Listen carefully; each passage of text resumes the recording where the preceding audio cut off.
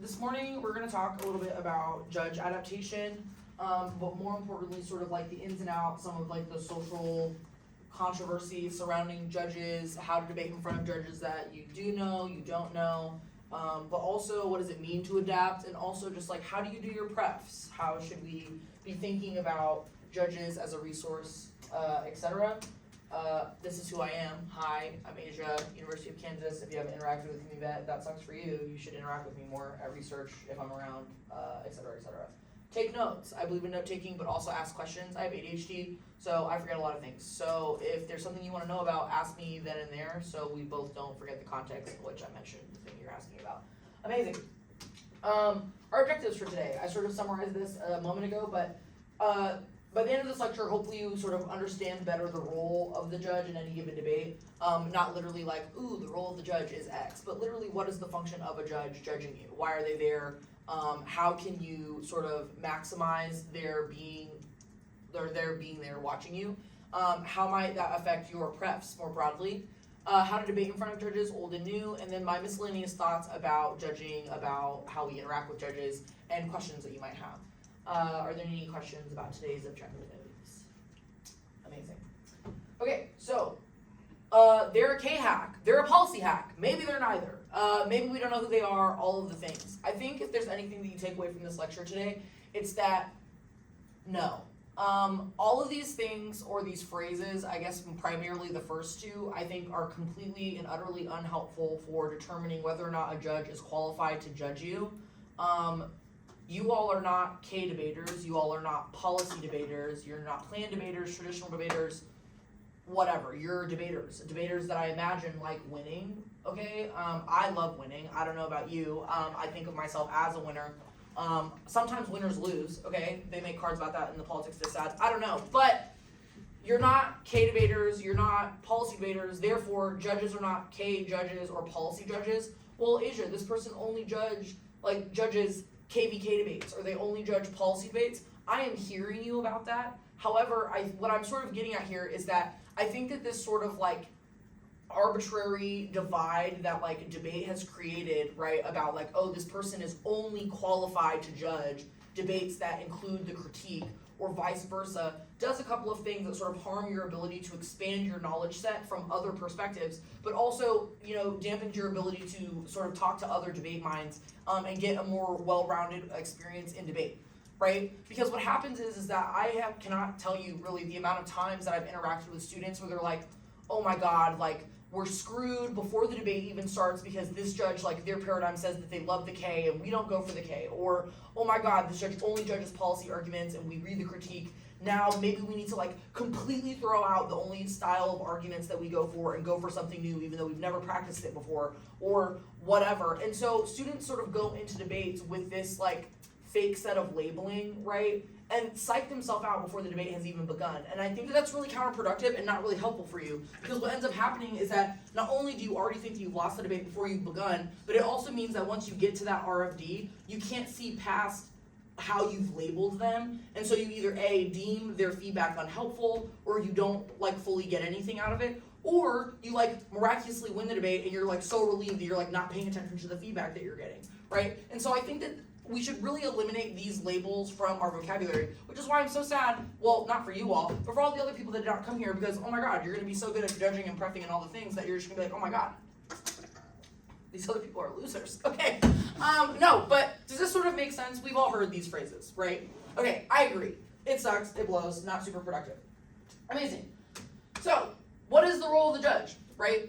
Judges are there to witness and adjudicate a strategic deployment of arguments between two teams. Yes, I agree, right? But they are more than one decision that they've given, right? Judging is so hard, right? Because debate is changing all of the time, right? And so just because you were watching an elim and this judge was like, oh my god, I overheard this team who was watching with me, or this team that they were judging talk so much shit on this judge, and they said that that decision was horrible, so no, coach so-and-so, we cannot prep that person because that would make us look so cringe, and also like that decision was bad, okay? Were you flowing the elim? Likely, and let's be honest, your people, you were not flowing the elim, okay? 2, they've been doing this probably longer than you.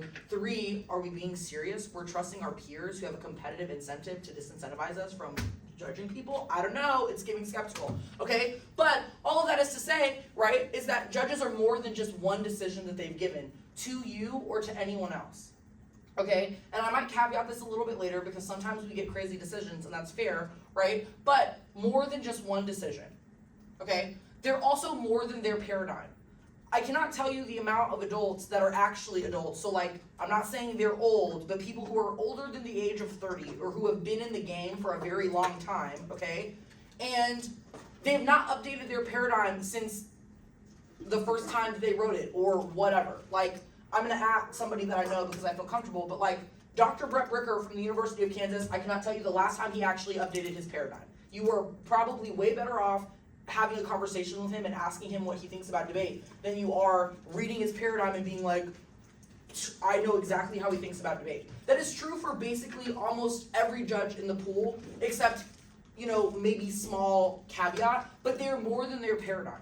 So you should also look at their judging history, right? Like you should understand like, okay, what debates have they been in, right? Okay, and so you're like, well, Azja, a minute ago you said like it doesn't matter if they judge more K debates or whatever. That doesn't mean that it's not important to know that. Who is preffing this person? If you look at their judging history, you can maybe ask other teams like, hey, what did you think about this person? What feedback did you get? All of this other stuff, right? Obviously, you can never really know until you have been in the room with them, but these are all things to consider, right? You can also ask them before the debate. Something that we used to have to do in, you know, the middle of nowhere, Kansas, you know, from where I come from, is that I did not know what a paradigm was, probably until I was like a junior, senior in high school, because what we did is we walked in and we were mostly judged by like parents and grandparents or maybe local high school coaches, and so we would just physically ask like, hey, what is your experience in debate? What are your argument preferences? How do you, you know, decide? Are you a policymaker, you know, what do they call it, like a tabula rasa or whatever? That's a lie, it's old, don't even get me started. But we would talk to the judge and be like, what do you think about this before the debate even started? I'm not recommending that you do that all the time because in a lot of these like circuit debates, judges are late because they're coaching their teams and they just want the debates to start and they already seem cranky, and so like whatever, like you don't need to cross-ex them before the debate starts, but just recognize that sometimes paradigms are not always updated, and so it's important to try to get some diverse perspectives or try to get an idea of who you're like judging or you're getting judged by from your coaches. So just because you've read a paradigm does not mean that you have the full story. So asking your coaches, whatever, is very important. If not, access all the other things that I said before. Asking other people, looking at their judge history, all of that good stuff, right? Especially because some of you might not have control over your prefs. Your coaches have control over them, and so you can't know why your coach maybe made a decision that they made. Maybe they were like, well, this person coached me back in the day, and so this is how they used to think about arguments, but I really trust them because these are the debates that they judge, whatever. So try to get external perspective, not just read the paradigm and like move on, right? But also read their paradigm, okay, right? Because a lot of times you're not doing that. People are just nowadays scrolling to the bottom and being like, what do they think about K's? And that's cringe. Don't do that. Read the paradigm, because that creates context for that one section that everyone reads, because now judges are writing at the top like, you're probably not going to read all of this, you're just going to read the K section, which I agree, corny, but also why are we putting that at the top? Cringe, annoying, hate that. Okay, your judges are a resource, okay? They're not your friend. And what I mean by that is like sometimes I hear students being like, oh yeah, this person like judged me like all the time. Like this is my dude. Like they just hack for me every single time. Also cringe. Ew, you're 15 to 17. The judge who is 19 to 80 is not your friend.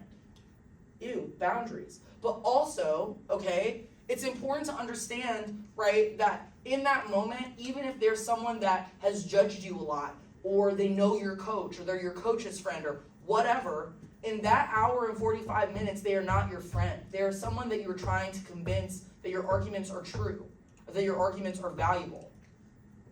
Oh my God, like, I can't believe they didn't just hack for us, or I thought we were, like, we've been judged by them before, and now, like, we're not winning. No, they're not your friend in that moment, they're your judge. But what happens is a lot of times, because there's insert lack of boundaries, what have you, right? And that's not to scare you, but just like sometimes students have this idea in their head, like, well, this person's judged me enough, like, it's just a hack. Or like, you know those like, you know, weird debaters that'll be like, oh yeah, so-and-so. So like, what did you think of like the Michigan camp this year? Like, while they're judging, and it's like, I'm not your friend, homeboy. Like, I am here to judge. I cannot tell you the amount of times students have been like, oh my God, Azja, like, I watched your, you know, how to judge preference lecture, and so I preffed you. Corny, don't do that, okay? They're not your friend. they have to judge you. And honestly, most of the time, judges are lazy and they don't want to be there in the first place. And so you're kind of just like beating a dead horse. Like we're not impressed by it, okay? So don't let that freak you out if another team does that, because more often than not, the judge thinks it's corny. But 2, remember and do not psych yourself out, or do not get rid of your ability to get everything out of, your post-round feedback or your RFP, right? Because you're just so hot that your friend abandoned you. They're not your friend. They're your judge, okay?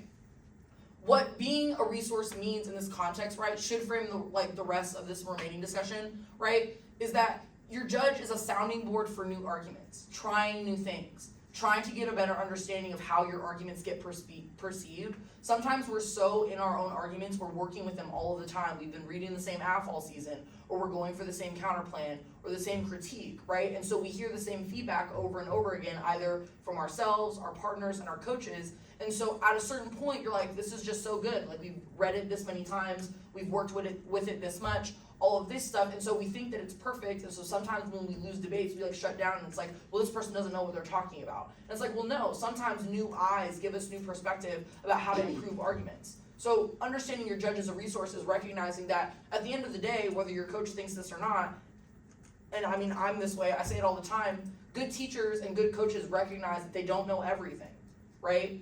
They cannot answer every question all of the time, and that's not to say that, your coaches don't know shit, they do. But that is to say that your judges are awesome, because it's like, okay, this is a new person who could provide a new set of arguments or a new way to innovate this argument. And debate is a game of innovation. The more you know how to innovate and innovate efficiently, the more debates you're going to win, because you're learning how to get people to understand your arguments from a lot of different angles and points of view, right?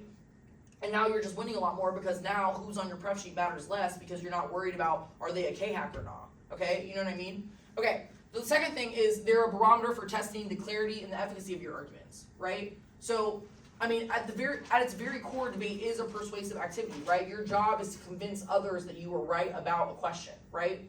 How you've taken the resolution, your affirmative, your negative arguments, the disad, whatever, right? And so sometimes arguments are not always clear. Sometimes we innovate, we create a new affirmative. Sometimes we create a new disad, right? But we don't, because we're the ones who thought of it, it makes a lot of sense to us, but maybe not to others, right? And so the more people that you can convince of your arguments are true, or the more people you can get feedback from, the more clear, your argument tends to be. And that's important. And a lot of people don't think about that, right? We think about debate like math, right? Well, obviously this action plus this extension plus this, cross application equals a W every time. And that results in us getting frustrated with judges, because you're like, well, how did you not get that? I literally did what I was supposed to do. Debate is not math. Every single debate is different. Even if every single debate, right, had the same arguments, the same judges, every debate would be different, because different things happen. Different arguments get made, right? Every debate is different, which means that there is no way for you to be able to really look at a judge and confidently be like, you made the wrong decision. Well, Azja, that has happened to me. I'm hearing you. I'll address it in a moment. Okay, any questions about this? Great.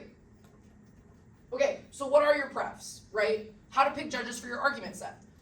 There are 2 different types of prefs, at least that I know of. Maybe the more technologically proficient people know more about this, but the prefs that I am familiar with and I work with most frequently would be ordinal preferences and your ranked preferences. So ordinal preferences are the really only way that college does preferences, but also there's a few tournaments I think in high school, at least in regards to policy, that you can rank your judges ordinally, which just means a ranking of judges in order from 1 to however many are in the pool. So you're literally going to go through and order each judge in the judging pool from 1 to 156, or however many are in the pool, right? So when you hear people say oh yeah, that judge is giving ordinal 1, okay, that means that they literally have put them at the top of their pref sheet, okay? Corny as that sounds, okay? I have 18 ordinal 1s. I love that for you, right? You only have one person you think will vote for you. I have 30. Can't imagine, okay? Listen, by the end of this lecture, you guys are gonna be like, oh my god, everyone is just bad. Okay, the second is ranked preferences. This is most common, I think, in high school, at least for the tournaments that I've gone to. So this just means that each judge in the pool is assigned a rank, usually 1 through 5 or 1 through 6, or they're assigned a strike, right? So it's you don't want to have them at all, and so you strike them. We know what a strike is, correct?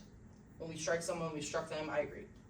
Okay, this obviously all does not assume conflict, so it's this person can't judge us because they used to coach us or whatever, right?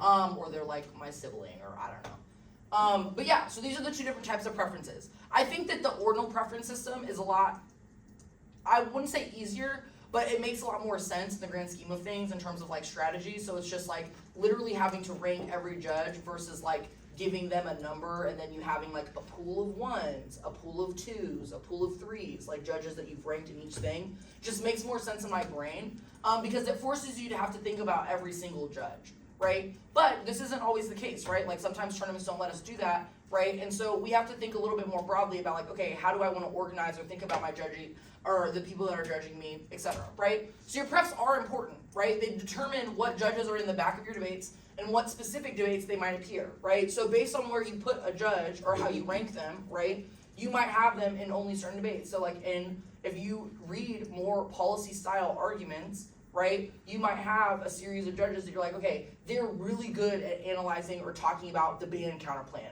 or I know this judge really likes the state's counterplan, whatever, right? And not to sort of, deviate or go back a little bit, right, but I do think that preferences is an interesting place to think about sort of this like K-hack versus policy thing because it's where it sort of pops up the most.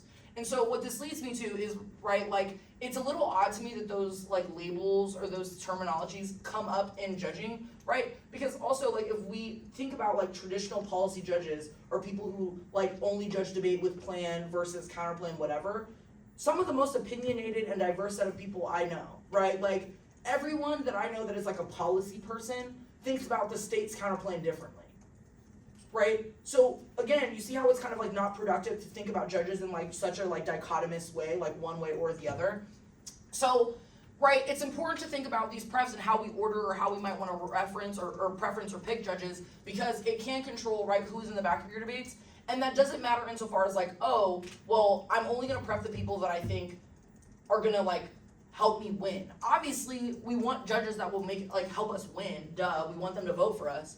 But you should be thinking about this in terms of like, okay, what is their argument skill set? What do they know about? What can they help me improve, right? Because if you're improving, you're winning more debates, right? So don't just think of it in terms of just like, are they going to vote for my argument, yes or no, right? But are they also going to be able to give me the feedback that I need to improve that argument so I can win it in front of other people, right? So what to do if you can control your prefs, right? But also what to do if you can't. So how many of you do your own prefs? Wow, okay, awesome, that's cool. The rest of you coaches do them? Okay, fair enough. Do your coaches talk to you about them? Yeah, okay, fair enough. How does that conversation usually go?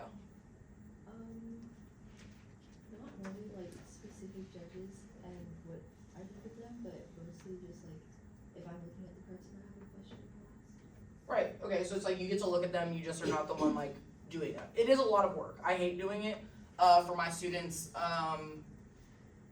but it has to be done. I'm sorry, we have to think about the judges, it's just important. I'm hearing you. So, how to pref, all the things. So, for those of you that are doing your own prefs, right, I think you should consider the following. The first is, who do you know? Some people do this in like a spreadsheet, like they're extra, like they will create a spreadsheet and they'll be like, okay, here's every judge that I know. Maybe they'll have like a link to their paradigm. Maybe they've highlighted the paradigm. I don't know. Some people are extra, some people are not. I'm not. I'm just like, whatever. I remember the people that I remember, obviously. But think, who do you know? Whose names do you recognize, right? So you're like, oh, this person has either judged me before, or maybe I watched them in a college debate, or, oh, I know this judge because they are a local coach on the circuit, or they, lectured me at camp about, judge adaptation. Wink, wink. Don't prep me, I hate judging. And not because I don't like educating the youth, I would prefer to be, eating at a restaurant. So, fair enough. But also prep me if you must, But who do you know? What do you know about them already? Sometimes interacting with a person also tells you a lot, right? Like, oh, when I was talking to this person, like, they talked to me about a bunch of different arguments. Or like, they really love debate and they really care about students. Those things matter, right? If like you're talking to a judge and the only thing you get out of them is like, obviously, like, I was amazing at this counterplan, but like, it was like fine, I guess, in this debate. Okay, sure, maybe they voted for you, but like, not giving positive vibes, okay? Sometimes judges are about positive vibes. Sometimes you want someone in the back that cares a little bit more about educating you and helping you become the best debater that you can be, rather than them like reliving their glory days or telling you how they would have gone for a set counterplan, which obviously there's a difference between someone ranting about how amazing they were at going for a set counterplan and someone being like, hey, if you want to improve, I would maybe think about adding this. You know what I'm saying? We've all had those judges before. I agree. Second thing you should do, read their paradigm and read it all the way through. Asia, some people have really long rants. I agree. It sucks. But if you're actually reading them, more often than not, you have similar judges at tournaments, so it's like you don't have to read them every single tournament, but you should read everyone's paradigm. And the reason I say that is because then when you get into a debate, right, either an elim or a prelim, you're like, oh shoot, I remember reading that paradigm. You can go back to it and be like, okay, what are some of their opinions in the context of this debate? Because now you can be like, all right, well, this team reads these set of arguments. The judge thinks this about these arguments. So maybe we should think about, like, in their paradigm, they have, like, they say that we should phrase some of our stuff like this if we want to win. And you can more accurately, use their paradigm to sort of change your blocks, or maybe you use some of the language that they use, and it can help you win, right? It can help you persuade them. But reading the paradigm, very, very important. That's why it's bolded on the board. Okay? Then consider, what arguments do you go for? This is where I said that there's a little bit of a caveat. It is pretty unhelpful to only think about judges in terms of K-hack versus policy hack, whatever the phrase is that the kids are using nowadays, right? But it is important to generally think about as one of a list of things, right? What arguments do I go for? And then consider what arguments do they coach. I've bolded that one because I think it's more important than the second, which is what arguments did they go for, right? Because obviously age plays like a big role in this, right? So it's like if you're being judged by somebody older, right? What arguments they go for probably don't matter as much as the arguments that they coach, because it's not close enough in time to like where you're interacting with them, right? But you should consider all of those things, right? So like, what arguments do you go for versus what arguments do they coach? And then cross-reference those things to their paradigm. So what I mean by that is like, okay, I know that this person coaches like a bunch of like, teams that go for critiques primarily, right? Or something. And I also know that their paradigm says they think this way about critiques. What do you know anything about the teams that they coach, right? How do they go for arguments, right? All of that, very important. What arguments did they go for is helpful, because then maybe you can be like, oh, well, if they went for these arguments, maybe my coach knows something about that, or my coach will have some perspective about, well, because they went for arguments like this, I know that they're really partial to like this style of framing argument. Or like they really like when teams go for like the perm versus the counterplan versus like a solvency deficit or something, right? So not only what arguments did they go for, but how did they go for them? That might not always be present information in a paradigm, but again, when you ask around, you talk to your different coaches, or maybe you see another judge that judges you all the time, you ask the other judge, like, hey, another judge in the hallway, do you know so-and-so? What do you know about about how they debated, or what arguments they go for, or how they judge, right? As much as debate is a persuasive activity, it's also a communicative and a community one, which means that it is important to try to build perspective through other people's experience. Again, with boundaries, all important, right? But just like, it's important to ask, right? Like, hey, what do you know about this person? Or like, maybe you get a pairing in the middle of an RFD, right? And you're like, oh, hey, like, I know you're packing up and you have to go coach your teams, but do you know anything about this person? Like, they're judging us next, right? A lot of judges appreciate being asked questions like that because it demonstrates that you care about getting good feedback. And that reflects well on you for future debates when you're being judged by them again and what have you. The next thing to consider is what kind of feedback do they give? And I said this a little bit before when I was kind of talking about, like, there's a difference between a judge telling you, like, here's a way that you can improve your argument, and a judge being like, dude, like, why didn't you do this? Or like, I don't know, I would have went for it better. We get it, you do college debate. Corny, okay, like, not the moment, not the time, okay? If you have to flex on high schoolers to make you feel good about yourself, you're cringe. Camera, eyeballs. Okay, great. It's corny. That's not something you're worried about, right? But what kind of feedback do they give? Do they talk to you for a really long time? Do they seem like they want to be there, right? Are they giving you examples? Are they being specific? Are they evenly distributing the feedback? I don't know if you know this, but in every debate, no matter if you win or you lose, everybody probably deserves an equal amount of feedback. even if you won it, right? Everyone should be getting an equal amount of feedback because you can always be improving in debate. So if like the judge is like only harping on like, you know, I gave the 2AR lecture the other day, if the judge is only ever harping on my 1A when I know that the 1A can't do its job without me, I'm like, okay bro, hold on, lay off of Ross, lay off my man, lay off of Kenneth, okay? I can't, positive vibes, okay? Well, Asia, not everyone has positive vibes. Sometimes people have a bad day. I agree. Which is why, right, you're never making preffing or judging decisions, right, based off of just one of these things. It is a combination of them. Which is why doing your own prefs takes time. It's not something that you can rush, and it's also not something that's static or will stay the same. Your prefs should also always be changing, and you should always be looking at them. Well, I just copy-paste my prefs from the last tournament. No, don't do that. Don't do that. Okay, we should always be updating them. Okay. But you want good feedback, and you want someone who also likes being asked questions, right? So like if you've had a judge where it's like they leave very little time to ask questions or they immediately start packing up, you want someone that you can ask good questions.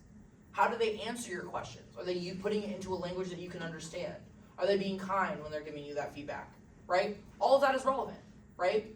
Especially when we start getting into the nitty gritty of like, well, Asia, how do I choose, right? So like those of you who said that you do your own prefs, are you doing them ordinally, like 1 through however many, or are you giving them like 1 through 5 rank?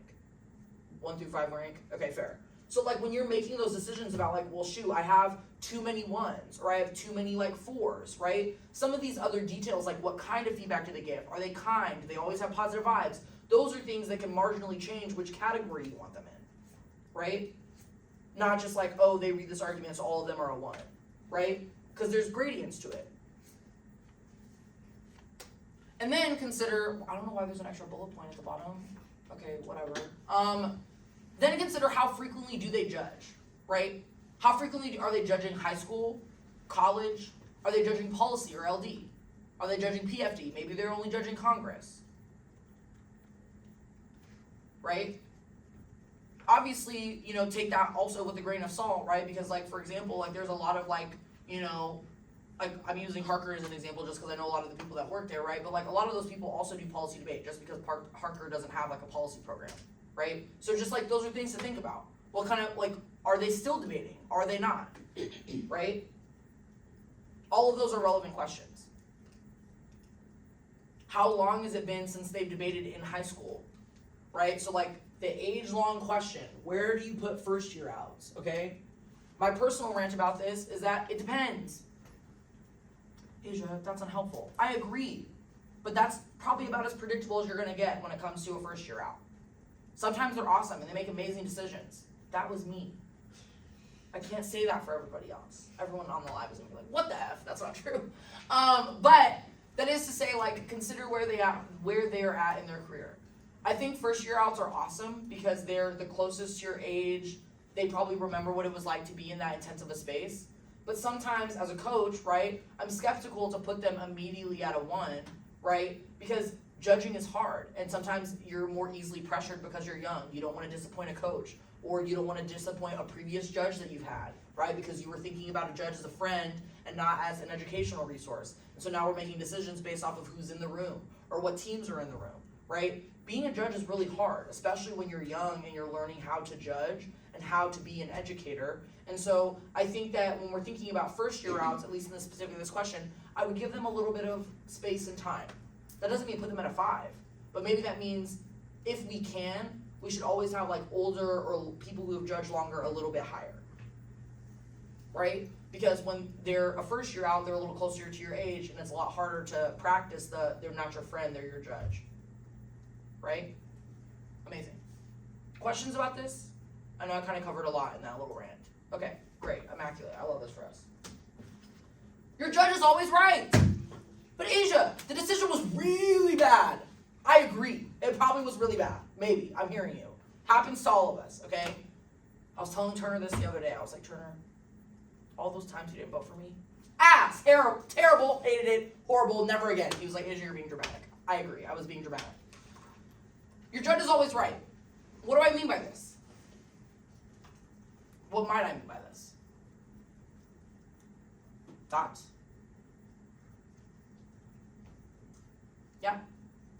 You know know that hopefully if you prep them high enough, then they're good at what they do, or at least better at what they do than you might be as a high schooler, which means they're evaluating from a more objective standard. So even though you might not have seen it because you were the one debating, they probably saw something in the debate that made them vote the way they did. I agree. Very, very good answer, but also a lot more hopeful than I was imagining. I agree. I'm hearing you about that. That's all facts. Because they are allegedly objective, more often than not, they probably are seeing things that you're not seeing, okay? This is an important perspective, right? Because a lot of times I also hear students, college and high school, right, be like, well, I immediately am dropping you in the prefs. And for whatever reason, that affects some judges. They're like, oh my God, drop me. I don't care. I don't care. Put me at the bottom of your prefs. That's not hurting my feelings. I'm grown. I have other children I could be coaching during this time, okay? So I don't know why students think that's like a threat or whatever. But some students will literally just be like, Coach, so-and-so, we're dropping them. This decision was ass, it was horrible, it was the worst thing I'd ever heard. For whatever reason, some adults let that persuade them, and they do drop them, confused, don't get it, because they're more worried about validating your young feelings than they are about making sure that you're more well-rounded. Now, that's not an ad, that's just to say, you know, it happens, because some coaches are also young. I'm still very young, I get it, I've been there. That's a very important perspective. Just because a judge doesn't vote for you does not mean they're psychotic or they're out to get you or they don't know what they're doing. Sometimes they saw something you didn't see. But there's also another thing that I mean by this, which is what I meant by, you know, that was a very hopeful and a very, like, you know, nice answer, is that also, right, at the end of the day, judges can make wrong decisions. It happens, right? Like, I agree with you that there are some instances where it's just like, oh my God, this argument was completely dropped and the judge made a decision about it. Like, that is an instance where, like, yeah, no. Like, I don't know how you made a decision about the politics decided when we kicked it in the 1NC. I don't even know how you kick arguments in the 1NC, but it wasn't in the debate, and now we've got here, and I don't know what's going on. Okay? Sometimes those decisions happen. Judges feel pressure. They're not paying attention. They're watching the NBA game. I don't know. Right? That happens. However, okay, the thing I said before, one, a judge is not one decision. Sometimes we have bad days. Sometimes we're just off, right? But also, at the end of the day, debate is a communicative and a persuasive activity, which means that you can't change the decision by arguing with them. And I know there's another lecture I think happening right now about how to post round 101, right? I agree. Sometimes you have to ask the hard questions. I'm hearing you. But that is to say, right, that like you can't change the decision, and what the judge saw is what the judge saw. And I think that this particular thing about the judge is always right matters more in like elim debates. Right? Where you can get like a 1-1-1, or you've lost on a 2-1, or you've won on a 2-1, and the one judge that sat is not making any sense, right? That's a little bit easier to practice this concept because you've still won the debate, but you're confused about this like one person who didn't vote for you, right? Even though they maybe did not see the debate that you think it should have been seen, or they're sounding kind of like they were sleeping, I don't know, it's still important to try to get down that feedback and to try to suss out their perspective, because what happens when you get them again in an elim, right? Like, well, I didn't prep them high, or whatever, or I struck them. Well, what if you go to a tournament that has like nobody, and they're the only person that kind of knows what's going on, and you have to move them up, right? It's really important that you don't shut down when you don't get the result that you want, right? And you try to make the most out of that judge feedback or that moment with that judge, because it could change everything in a more important debate later. Right? I can't tell you the amount of times I got frustrating decisions from people that I trusted as judges, people that I was like, you're brilliant, I think you know so many things. Turner knows so many things. And every time he said, Azja, no. I'm not voting for you. I was like, this mother effer. Okay? But I still prefed him, and I still wrote down every single thing that he said, because eventually, in a more important debate, or a debate later in my career where it mattered more to me, or it mattered in a different way, I was able to go back to that feedback and be like, okay, even though I don't think about the argument in this way, I know that he thinks about it and sees it in this way. And so maybe there's a way for me to innovate this argument in a way that now it's like we're on the same page, which will become important when we get to this like judge adaptation stuff, right? If you're not writing down judge feedback and you're not giving them the benefit of the doubt in most scenarios, not the most extreme scenario where they like literally weren't flowing, okay? If you're not giving your judge the benefit of the doubt and you're shutting down every time a judge disagrees with you, or a judge is like not voting for you, you're going to lose more debates because you can't strike everybody in the pool. Some debaters treat it that way. Dropping you, okay, you're gonna run out of us eventually. And then you cannot go to tournament. And maybe you do not want to be a winner, but I would like to be a winner. Okay? So what I mean by your judge is always right is that you should always give them the benefit of the doubt, insofar as like just because you did not see a thing, take that as an opportunity to be like, damn, maybe I missed something. Now don't gaslight yourself. If people are just being wild, I'd be like, I didn't vote for you because, you know, you're wearing a skirt. I'd be like, okay, bro, like what the F? But you see what I'm saying. I'm not assuming a most like extreme scenario here. Any questions about this? Maybe there's like an example. It's like, well, Azja, what about this? Fair enough. I'm willing to admit that I'm wrong. See, improving, we're adapting, everything's happening. Okay, great. Your judge is a resource. We talked about this a little bit before. What are these random things in my slides? Oh my god, I was so tired of what is happening. Okay, your judge is a resource. I've already kind of raged about this, so I'll skip to the next part, which is that because your judge is a resource, right, they're somebody that knows things, right? How many of you are on a team where you're like, my coach only coaches like this style of argument? I'm seeing some nods. Fair enough, okay? I was coached by a woman in debate, very lucky. I love that for me. That is not always the case, okay? Sometimes we're coached by a bro, or someone who's giving bro, and I'm hearing you about that. Sometimes we're coached by somebody that's like, I'm sorry, the counterplan is just the truest argument. Sometimes we're coached by people that the K is the truest argument, whatever, okay? Sometimes we're coached by people who are a little older, and they're like, counterplan, cheating, only disads, only Ks. First of all, case debating, it's good. Do it more. But, okay, your judge is an opportunity to get another person, and hopefully an adult's perspective, on arguments. Well, Azja, like, this person only judges Ks, and like, we're reading framework, so obviously we can't pref them. Wrong. Azja, you're biased because you're a K person. I agree.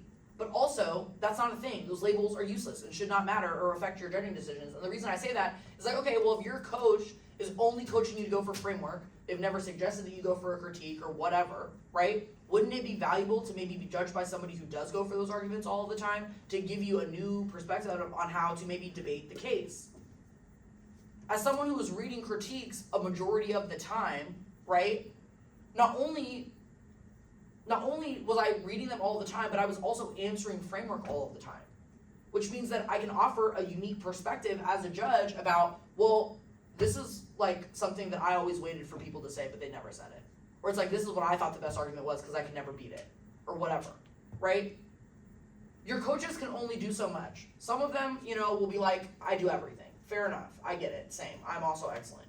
But sometimes getting another person's thoughts about a thing is good.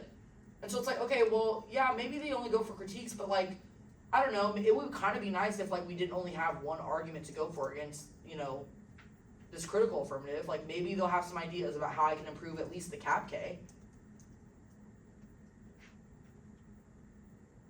Ooh, but maybe that means we have to go for the cap K in front of this judge. Great, you're improving your argument set. You're expanding what you can go for. Now, it doesn't mean don't practice before the tournament. It doesn't mean just go for something you've never gone for before just because a certain person is in the back.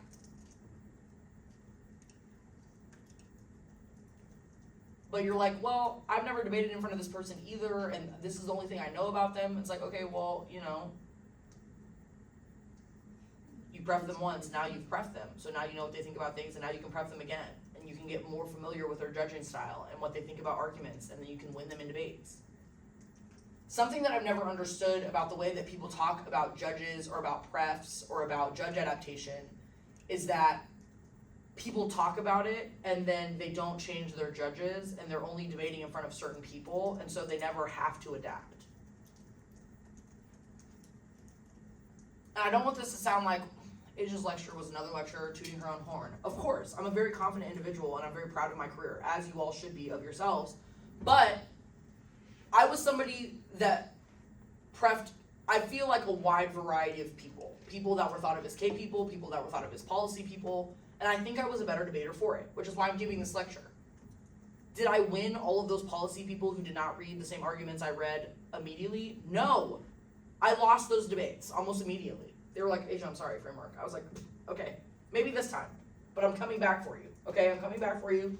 And the reason that's important is because ultimately, the worst thing that can happen in a debate is that you lose.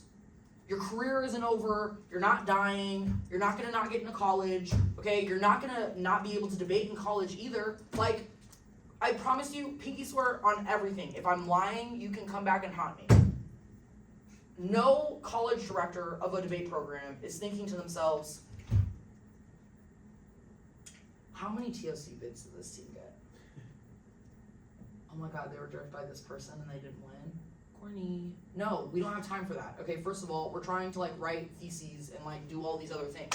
No person is looking at your record and being like, oh my god, they didn't impress this person. L, you're not coming to our program. That's silly. If they are making decisions like that, I would not debate there.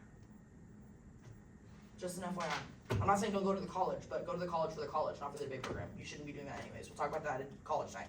But no one is thinking that. So the worst thing that can happen is maybe you lose.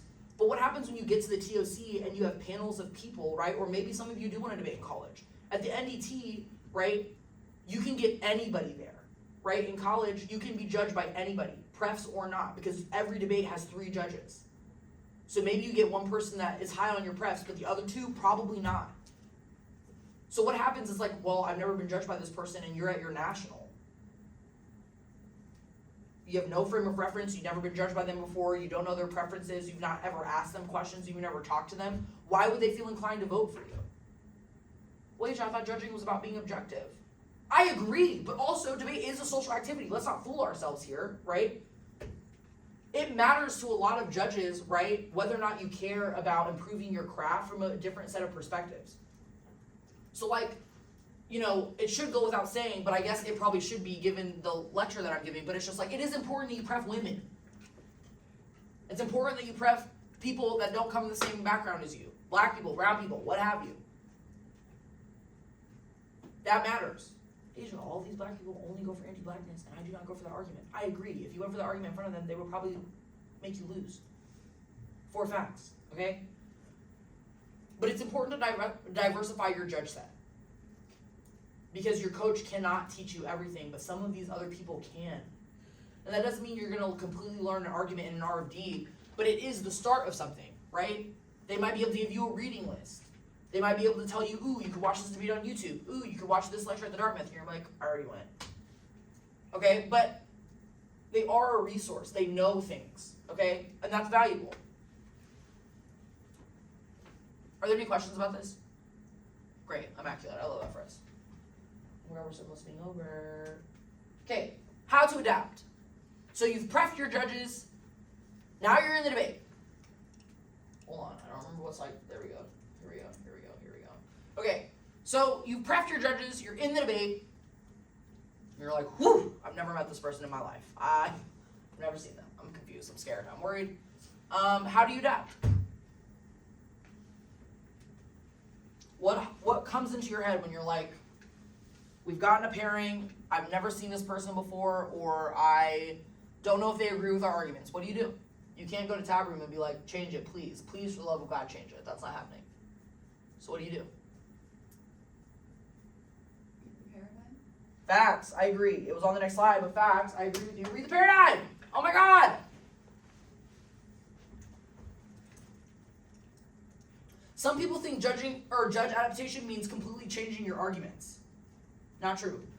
So again, like I said, I coach in Kansas at the University of Kansas and at local high school tournaments. And we still have to debate in front of, do any of you have to debate in front of parents ever, or people that don't know anything about debate? Listen, it's hard knock life out here. Okay, Grandma Pam and Uncle Jim, okay, they're not rocking with the Cap K. They like their money, okay? Where's the ag disad? You know what I'm saying? I'm hearing you. They're putting farmers out of work. Capitalism does not fuck with farming, okay? It's hard. It's hard out here to get the people that don't know anything about debate. I'm hearing you about that. However, just because someone has less debate experience or not the experience that you want does not mean that they cannot offer you valuable feedback, one. Because at the end of the day, right, sometimes we forget about this, eventually debate is gonna end, and you're gonna have to go out into the real world and learn how to communicate with people that are not like you, that don't know the things that you know. So what happens if you're in boardroom, if you're a corporate girly, okay, and you're with a bunch of people that just like are not rocking with you for real. You're just like, hey, I know that you really care about this thing. Have you ever considered that maybe there's a little overlap between the thing that you care about and the thing that I care about? It's called portable skills. You know that standard that we talk about in framework debates? Oh my God, in T debates? Portable skills are good. So don't panic every time you have to debate in front of someone. You're like, oh my God, like they're, I think, maybe 90 years old. And I also think that they probably don't read books. I'm scared for you also. Protect yourself, be respectable in those debates. I hate that for you, but like, you know, protect your peace. But in those debates is a time for you to think about like, okay, is there a way for me to go for the arguments that I like going for in a way that maybe they will understand? Okay, so I'm really good at going for the cap K. This person is not rocking with the cap K. Not their vibe. I'm going for settler colonialism. I don't know. Okay, well, a K and a counterplan sometimes are just, you know, they have alternatives. They have things that change, but they have a bad thing that happens and a reason why it outweighs. What is that? A disad. Maybe we're going for the cap disad. I don't know. Asia, that's silly. No one does that. I agree with you, and they're losing, okay? Sometimes you're literally just adapting arguments, changing the way that you go for them. Maybe you just have a longer overview that explains your argument. Maybe it means not little like shadow boxing through your blocks and then being like, read my cards, question mark? No, you're gonna lose. Judge adaptation means taking into consideration their experience and finding a way to meet them in the middle. So for example, for me, I tell people this all the time and they're just like, no, it just means we don't pref you. I debated in Kansas, so I've said this before, I used to go for counterplans and disads and T. I was not always, you know, Asia's gonna cut Sue out Butler. You know what I'm saying? That was not always my vibe, okay? I wasn't always reading the K, okay? So I know things about the policy debate, but people are like, no, did you see that debate on the internet? She can't judge a disad. I don't know if you heard, but I actually went for disads all the time. Did they have a uniqueness link, internal link impact? No. They had an impact though. Okay, it was like they were always outweighing. But here's the thing, is that if you cannot think about, okay, how might they understand this or what might their lens on this argument be, then you're probably not developing portable skills. I know that you all can do it. So it's like, okay, in front of me, I tell people this all the time. I'm like, hey, I know what a counterplan is. I know how to win a counterplan. That was just not my preference, which means that I've not thought about it as in-depth as I've thought about this critique or this disad or whatever. That doesn't mean I can't judge it. It just means I need you to actually debate it a little bit. So you know those debates where it's just like, oh, I know the judge knows what I mean when I say sufficiency framing, da-da-da-da. Maybe it literally just means like changing the way that you phrase a thing. Okay, Asia says she needs like a little bit of a longer overview on the counterplan. A little bit more on how it solves, why they don't get a permutation. She just needs a little bit more explanation, not as much spreading through all of my blocks and then moving on. Right? Reading your judge's paradigm will help you with that. So they will say their experience, usually, they'll be honest, not always, but they usually are honest, like, I don't want to judge these debates. Or if I do have to judge them, fine. The most commonplace of this is like the judges that also believe this divide about like K's versus not K's. They'll be like, I hate planless debates, but if I must, I'll basically just scowl at you the whole time and flow it like this. And you're like, okay, bro, I get it. If I had to give you steps for judge adaptation, it would be the following. So obviously, read their paradigm. I would make notes of the way that they phrase certain arguments or certain ways to go for arguments. So for example, if they have like a disad or a counterplan section and they say, oh, like I think that sufficiency framing is like silly or whatever. I might try to find a way to incorporate that. If I'm affirmative and I know this team's going for a counterplan, right? I might say like sufficiency framing is silly, it's stupid. And the judge's like, oh, that's my paradigm. Your attention to detail. Don't literally quote them 100%, right? But like, things like that are helpful. So read their paradigm, make note of important phrases or important opinions, okay? The next thing is give them an overview, or not an overview, but rather give judge instruction. How do you want them to view the debate? tell them what to do with the things that you are winning. Okay? So, because you are winning X argument, that means that I should think this about Z argument. Or it means that you should win because of whatever. A lot of students will just be like, well, obviously we're winning because of and that means we win this disad and outweighs insurance case, timer goes off. Okay, so you told me a lot of things about the way that your arguments relate, but you haven't told me why that means that you win, or why that means this. And it's like, well, Asia, isn't that, yeah, I agree with you. But not every judge thinks about debate in a debate mathy kind of way, and so sometimes telling them what to do with the information you provided them is helpful. It will set you so far ahead, I pinky swear on Jesus, you will be winning so many more debates. Literally just by doing that in a rebuttal. Because I'm winning this argument, it means that you should do this with the ballot, or you should think this about their argument and give me the ballot instead.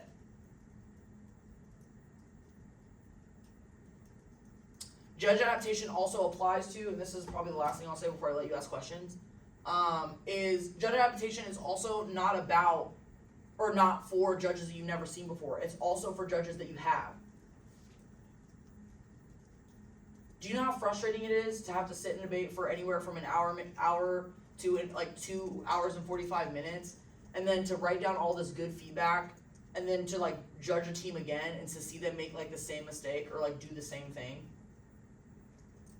It's okay, mistakes happen. Sometimes it takes us multiple debates to like figure out a thing, so don't think like your judge is gonna be pissed at you or like they hate you or whatever. That's not what I'm saying. But what I am saying is that after receiving all of this information from me about like, okay, read their paradigms, think about how they view arguments, here's how you interact with judges and ask questions, right? In the situation where a judge is giving you good feedback, make sure you practice it and incorporate that feedback. Judge adaptation also means improving with the judge's help, so they can, next time they judge you, they're like, damn, like this student like really incorporated this thing that I said. Do you know what that helps with? Speaks, usually. When judges do judge a lot of debates and they do care about teaching and educating you, they're so impressed when you're still coachable, when you still care about improving. Sometimes students get in this like weird space where they're just like, well, I already know everything, so then they want to fight with the judge. And that's not to say, again, that judges don't make mistakes so that you can't be frustrated. You absolutely can feel your feelings about a debate. But that is to say that you can always improve in debate. You were never perfect or finished in your journey until you were literally in your last debate ever. But while you're debating, you can always be improving. There's always going to be something for you to fix or for you to edit or for you to change. And that's true of the team that won the TOC and is coming back the next year. They're not perfect, they're not done, and they can get worse if they think that they're already perfect or that they don't need to improve. So use that to your advantage. Know that about the students that you're competing against. A lot of them don't think that they need any help, that they need any improvement. So when you start incorporating judge feedback and actually using your questions, right, asking judges questions, improving upon those, you will win more debates. And you'll probably get higher speaks from those judges in later debates because they're like, damn, like this team is really coachable. And they really care about getting a different set of opinions. And honestly, that goes a long way for judges that maybe don't read the same type of arguments as you, because they're like, okay, well, like they maybe didn't go for, like there are some judges that are like, I just don't like framework, or whatever, vice versa. I'm like, okay, well, like this team really like sat down and like was genuine about asking me questions and like really wanted to improve, or to do this thing better. Probably makes them more amenable to judging you because you just don't seem like some, you know, whack-ass kid that's just like, I already know everything anyway, so like whatever. I was just stuck with you in the back of the room. No judge wants to feel like that. Like this team just thinks they got stuck with me or whatever. Well, great, I felt stuck with you also. I don't want to be here because you're disrespectful and you don't care, right? I think that's just about everything. Let's see what is the rest. Yeah, questions, comments, concerns. I know we only have like 5 minutes, but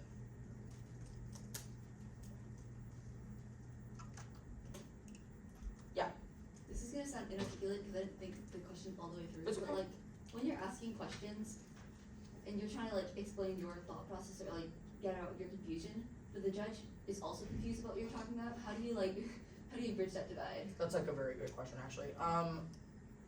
And was completely clear.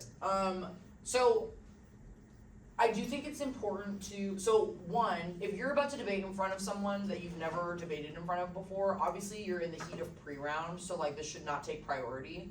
But if you have a second, I would write down maybe a couple of things that you hope to learn from them if you've never been judged by them before, or there's someone new, or maybe they did like judge a different argument set than you.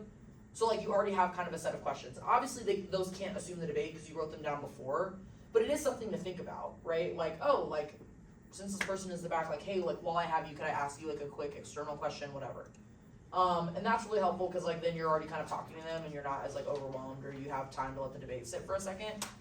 But also just like, I think it's important to, all of you should have like a post round or like a judge doc, right? So like you'll like at the end of every tournament you have comments, like you write comments for every judge that you get. So yeah, like in those documents, like I might say like, okay, like you've given me all this feedback and they're like questions. I would just be like, okay, like bear with me. What did you think about like this argument? Or maybe you need to break it up into multiple questions. So like maybe like something I used to do is like I would say like, okay, so like you said this kind of thing and that like that's fair. I kind of guess I'm wondering like about this thing and how maybe that would affect this other thing and this thing. And it's like that's confusing because it's just like basically a bunch of questions like mushed together. So like if you notice that like maybe you're breaking it up into like one question at a time, and that's less confusing.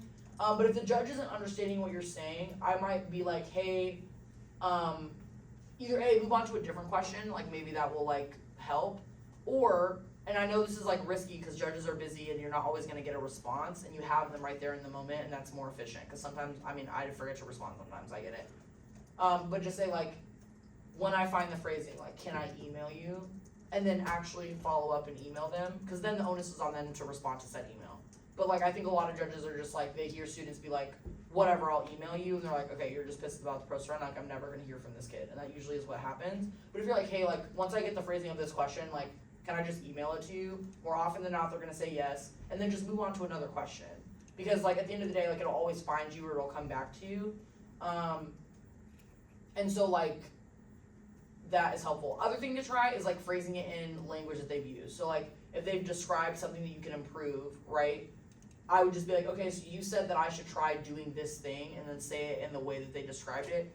Could you maybe like give me an example of what that would look like? Or can you say more about this feedback, and maybe that will spur you to ask the question in a different way? Like, could you go into more detail about what you meant when you said this thing? And I think those are all ways that will maybe help bridge that gap or clear up some of the air. Great question. This is gonna sound like a strange question. How do we adapt to judges that have like a personal disagreement with the argument that you're running? So, for Sure. example, we ran an app about sex work last year, and we would get a lot of judges that were like super cool in their paradigm, and like their judging history was great, and then after the round they'd be like, we should keep debate PG, and then we'd have them again in like elims or something. Is there any way to like adapt to judges like that? Yes and no. Like, so I'm someone that's like, I think a lot of students sometimes, like I said, look, will make the mistake that they need to completely change their argument set just because of like a judge's personal preference, and obviously that has to do a little bit more with like style than maybe like direct content. But what I will say is like, maybe you get feedback that's like, we need to keep debate PG. And then you immediately get them in the same tournament, so it's like you can't change your AF, like that's unsustainable.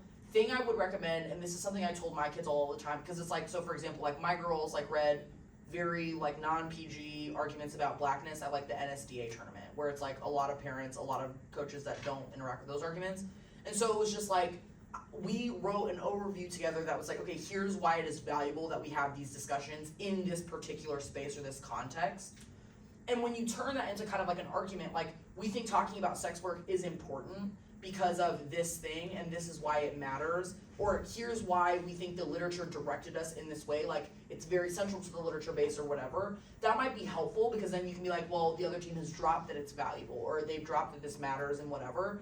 And so like that won't always happen, so don't depend on drops, but maybe an overview that's like, here is why we have done this, not just like, here's our AF and then debate it out. Like, alone, maybe that helps them kind of see or be like, okay, like they've thought about this, they're not just like saying it to be controversial, or they're not just being goofy kids, like whatever, because sometimes those judges are maybe a little older and are just like kids are being immature and they sort of like forget such like the super intense research process that you do.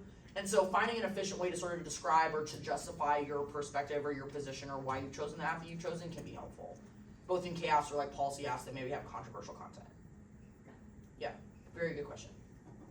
Okay, it is 11:02, so your next lecture is like starting or taking attendance. But thank you so much for your time. My email is right here. You can find me in research lab. But good luck to you in your season. Hopefully you get more out of your prep.